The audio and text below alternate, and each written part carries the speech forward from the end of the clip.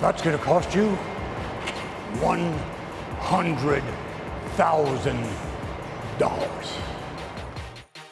A WWE produces scripted episodes of television every single week, and the majority of superstars on the roster have to strictly follow a script. There are only a few top superstars like Randy Orton, John Cena, and Roman Reigns who in all likelihood are allowed to go off script without facing any repercussions. Yeah, I know, that was not easy to say. However, if any other member of the roster decided to go off script in any capacity, then they would be punished or even perhaps fired. But which wrestlers were they? Join us now as Wrestlelamia looks at 11 WWE wrestlers who were punished for going off script.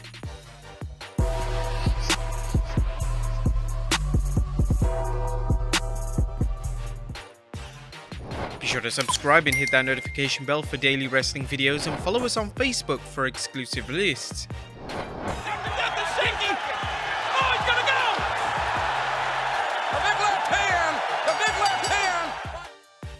Number 11, Titus O'Neil. On the February 8, 2016 episode of Raw, WWE would allow Daniel Bryan time in the ring to say goodbye to the WWE fans. I have loved this in a way that I have never loved anything else. Fans were led to believe that Bryan was officially done in the squared circle, and it was an emotional moment for everyone, including the roster who were on the stage. Amongst the WWE roster were Vince McMahon himself, who shared a close relationship with Bryan. As the talent made their way backstage, Titus O'Neil grabbed Vince McMahon's arm in a playful manner to imply that he should be letting Stephanie McMahon exit the stage first. This enraged Vince, as he believed that he was almost about to fall, which would have really embarrassed him. He pushed him back, and Titus was suspended for 90 days and would later be reduced to 60 once the dust settled. According to Arn Anderson, who was backstage during the incident, it took Vince off guard, and Vince was in an incredibly vulnerable state due to Bryan's retirement, meaning that Titus simply picked the wrong day to touch Vince in this manner. Number 10, Kevin Owens and Sami Zayn. Now, it was reported in late 2017 that both Zayn and Owens had been sent home from the WWE's European tour as punishment for going off script during a SmackDown show. According to the reports, both men were supposed to be beaten down by the New Day following a match. However, they proceeded to ignore the planned spot in the match and decided to head back to the locker room. It was never made clear why Owens and Sami did this, but it could have been because they either forgot the spot or they didn't like the plans given by creative.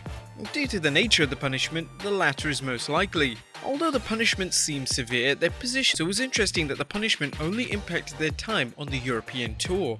Number 9, Daniel Puder. Daniel Puder found out the hard way why it's best not to cross Kurt Angle. On an episode of SmackDown in 2004, the Tough Enough contestants were challenged to compete in a squat thrust challenge. The winner of the challenge would compete in a shoot-style match against Kurt Angle. Following Angle quickly defeating the winner of the challenge, Angle then challenged any of the other contestants, and this challenge would be accepted by none other than Puder, who got carried away with it and almost broke Angle's arm. Shoulders are down, and this one is over. Angle was almost forced to tap out, and this could have caused an immense amount of embarrassment for the former WWE champion. According to former WWE referee Jimmy Corderas, Angle challenging more than one Tough Enough contestant wasn't in the initial script, meaning that Angle vs Puder should have never occurred. Corderas revealed that Kurt was supposed to wrestle with whoever won that challenge, but then he kinda went on his own, off script, and said, "Does anybody else want to challenge me?" That's when Daniel Puder put up his hand. He got in. They started on a more amateur style of wrestling contest. I didn't know it at the time because I wasn't versed in MMA, but a Chimera lock that he placed on Kurt that I just knew was not good. I kinda looked back at Al Snow, who was standing in the corner, and he looked at me and went, We looked at each other. When they fell and Daniel Puder fell on his back, I said, "I'm counting, I don't care." The incident reportedly upset a lot of WWE superstars who felt like Puder disrespected Angle as well as the entire WWE.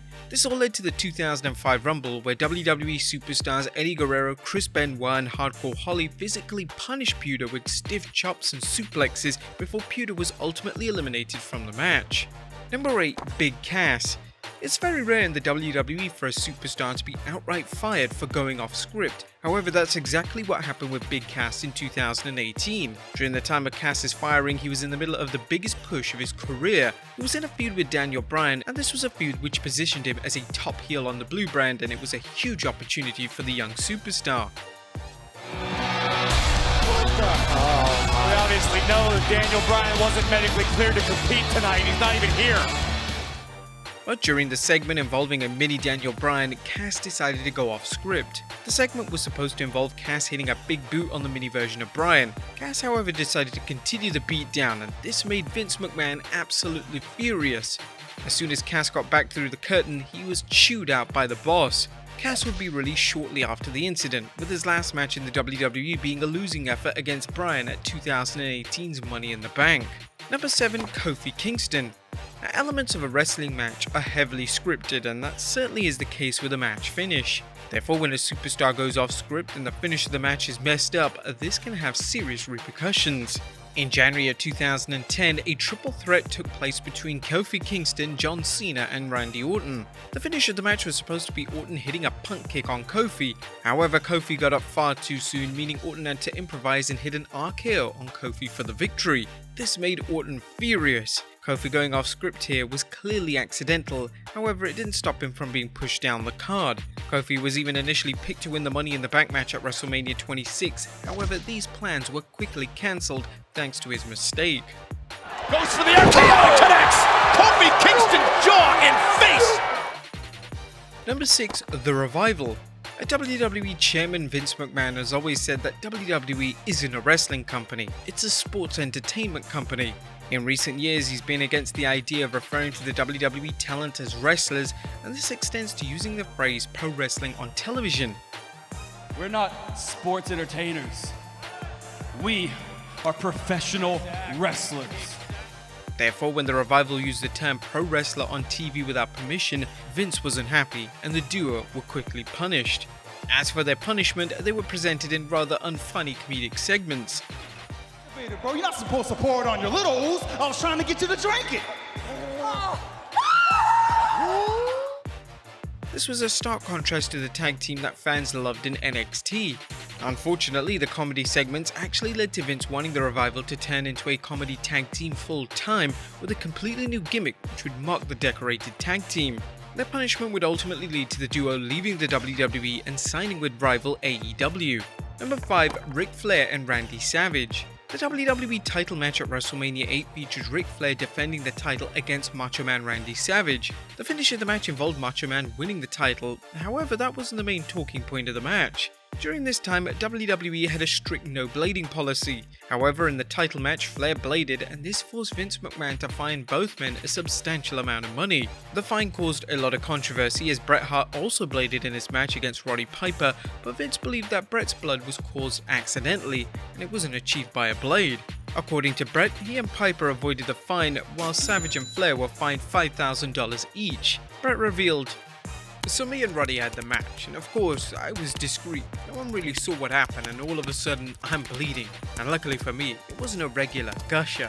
But I remember when I came back to the dressing room, we had to pretend we were mad at each other. He was apologizing and telling me it was an accident, and he didn't mean to kick me. Because we had to put on this big charade so we didn't get fined." So then 10 minutes later, Ric Flair and Macho Man go out there and have a juice fest. Anyway, WWF fined them, both of them.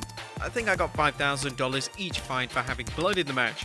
And I remember they said, "What about Bret and Roddy?" And they said, "Theirs was real, so we never got fined." Number 4. Paul London.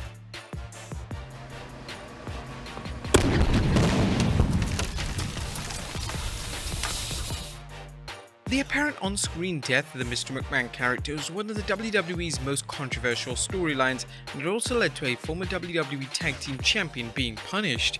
Leading up to the demise of Mr. McMahon, Vince would make his way through the backstage area and would walk past virtually the entire Raw roster. There was a scripted direction for the Superstars to virtually show no emotion, however Paul London decided not to follow this mandate. Instead, when Vince walked past London began to do the biggest, cheesiest grin ever. It was kind of funny, and it was believed that this incident led to London falling out of favour with WWE management, and it ultimately led to his release the following year. Number 3. Triple H. Now, the curtain call incident in '96 is one of the most infamous moments in pro wrestling history. And for those not aware, the curtain call was an incident which took place at Madison Square Garden, as following Shawn Michaels wrestling Diesel in the main event, Triple H and Razor Ramon came down to the ring to embrace the two. The reason for this was because Diesel and Razor had signed for WCW and would act as a farewell ceremony between four best friends. And the incident was seen as one of the biggest examples of kayfabe being broken.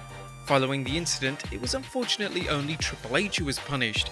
HBK was virtually untouchable during this time as he was a top WWE star, but Triple H however had his push halted. He was initially planned to win that year's King of the Ring tournament, however this was rewarded to Stone Cold Steve Austin instead, and Triple H would have to work himself back up the card. And number 2, Daniel Bryan. But when the Nexus debuted on Raw in 2010, the creative direction from Vince McMahon was virtually to cause as much damage as possible. According to Wade Barrett, while speaking to Inside the Ropes, Vince McMahon informed the stable directly that, "Wade, you go out there and make everyone follow you, destroy everything. I want you to split that ring in the middle. I want you to split all the tables you find. I want you to punch even the security guards, to punch even the referees, Jerry Lawler, Kit Justin Roberts as well." Following the Nexus's debut, Daniel Bryan will be fired from the WWE. But Bryan went against this mandate and went totally off script and decided to choke Justin Roberts with his own tie. According to WWE, this was completely against PG guidelines and was simply too far. And number 1, Batista. In 2008, when WWE transitioned into a PG product, a lot changed in relation to WWE's presentation. One of the biggest changes was that blood of any kind wouldn't be permitted in matches. This meant that if superstars bladed during matches, then the WWE would come down on them with a severe punishment. Jericho! King A! I think he just pulled something off that cable. That's a... Therefore, when Batista bladed during his world title cage match against Chris Jericho in 2008, Vince McMahon fined Batista $100,000. According to Batista and Jericho, it wasn't just Batista who was punished. Vince also took issue with Jericho, the referee and the agent for the match, Dean Malenko. Batista would go on to generously pay their fines, meaning that he was left with one of the biggest fines in WWE history.